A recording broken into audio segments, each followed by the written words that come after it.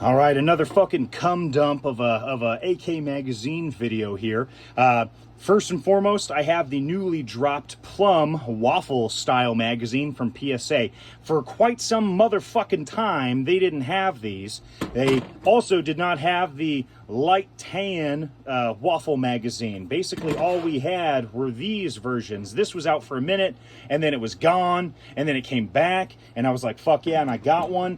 Then this fucking dropped out of goddamn nowhere, and I was like, I will take it. And now I got the motherfucking set. I got all the fucking waffles, right? I got all the fucking goddamn Fruit Loop waffles going on here. And then I got all the fucking slab side fucking AK-74 style goddamn magazines. Well, not really AK-74, but you know what I mean in terms of that motherfucker right there and being all flat-sided and shit. But anyway, got the whole motherfucking 10 magazine PSA AK magazine collection. Fucking stoked. But here we are with a couple more pickups. Now, I know I post about the 5.56 AK magazine. Gonna run through a couple of these magazines, even though there's two that aren't steel reinforced. At this point, it meets different criteria. So first, we have just a 30 rounder, Bulgarian Bullet style magazine. These are not reinforced in the front and rear, but for some goddamn reason, they have the feed lips are reinforced. And then you got these gay little bullets here. And then, this is supposed to kind of look like, shit. Well, I don't have an AK-74 magazine near me, but these little stars are down here. But in place of those on a real magazine, when there's a cage down here, sometimes you'll have little witness holes here that they'll kind of cover up. But I think they just went with the aesthetics of the gay little bullets and then these little faggy stars. Next, you have basically the Russian version of Tapco. I believe if Tapco was not bought up and they would have survived the market a little bit longer, we would have seen something similar to this, where they have front and rear reinforced lugs, not reinforced lips at all, but front and rear reinforced lugs.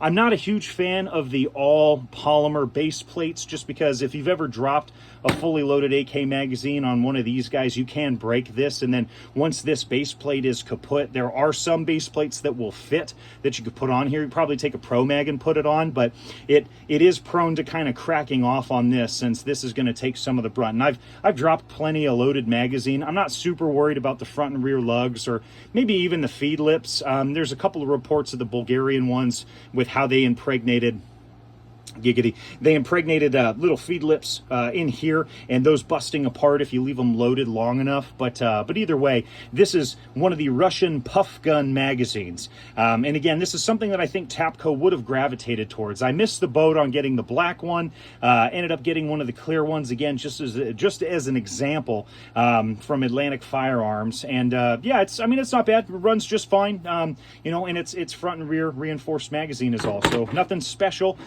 Next, we have these two. So Tapco had these waffle style aggressive kind of pattern magazines, kind of rough texture, so if you got a muddy or whatever, you could still kind of get a grip.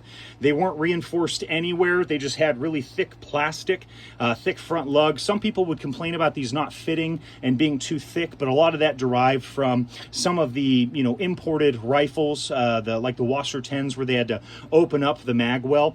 These would be a little bit too thick sometimes. At their lowest point, sometimes these bitches got down to like $5 at pawn shops and other gun stores. Nobody gave a fuck about them. They ran okay. There's nothing bad. I had a 10 rounder as an example, but I didn't have a 30. So when I found this online, I was like, fuck yeah. It was pretty cheap. So went ahead and picked it up, just again, as an example to have, even though it's non-reinforced. It's just that nobody is utilizing the molds that they used here.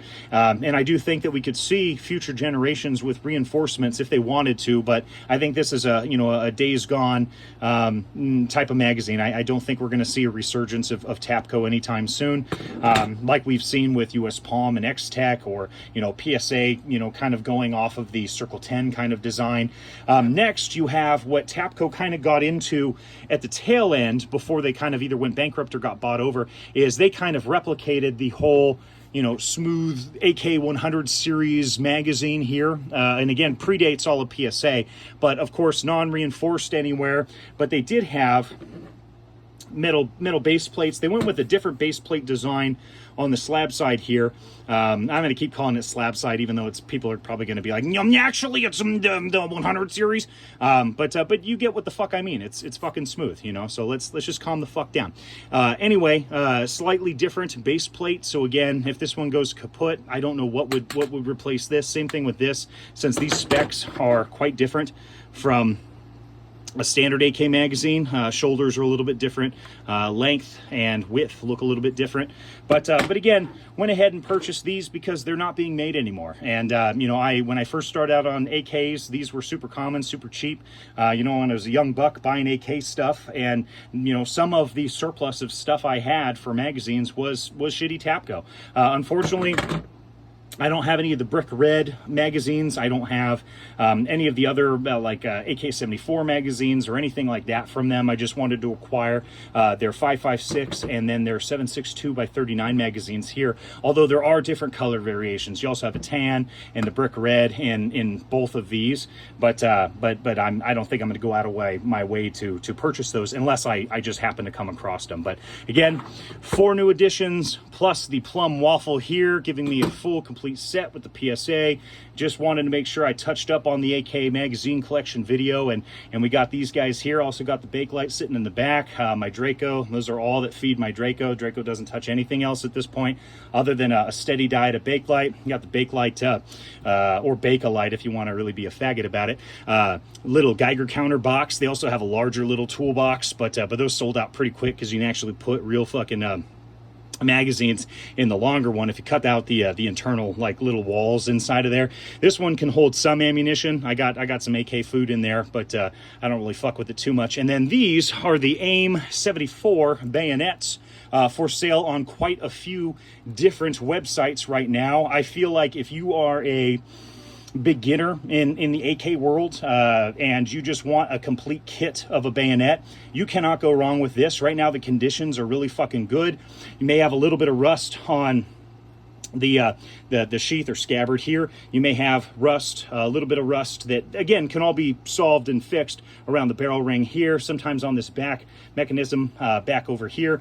Blade quality is pretty decent, you know. I mean, it's not a survival knife, but again, if you're, you know, a young kid coming in and maybe you missed the boat on a lot of the cool ass surplus shit, you know, go with this, man. Comes with literally everything. Little hanger, little fucking frog, you know, the fucking insulator. It's got everything, in the blades in decent shape, and it's got this kind of Bakelite. They call it resin, but I mean, it fucking color matches the Bakelite fucking perfectly, and it's got the little swirls and shit. So I think it's just standard Bakelite, you know, grips on the bayonets here. But if you're just getting into this shit, I mean, right now for about, you know, I think it's like $45 or something like that, which if you've looked at a lot of the, you know, AK bayonet prices, they've kind of steadily gone up. Even the dog shit ones are hovering around, you know, fucking $20, $30, $40. This one, you got fucking everything. So I did spray paint. I know some collectors are going to cry about that, but I spray painted the little sheath here, the scabbard, simply because it had some rust spots, and I'm fucking fanatical about rust. I don't like it anywhere near my shit. So normally you would see this as a different color little spot weld for the wire cutter kind of actuator here.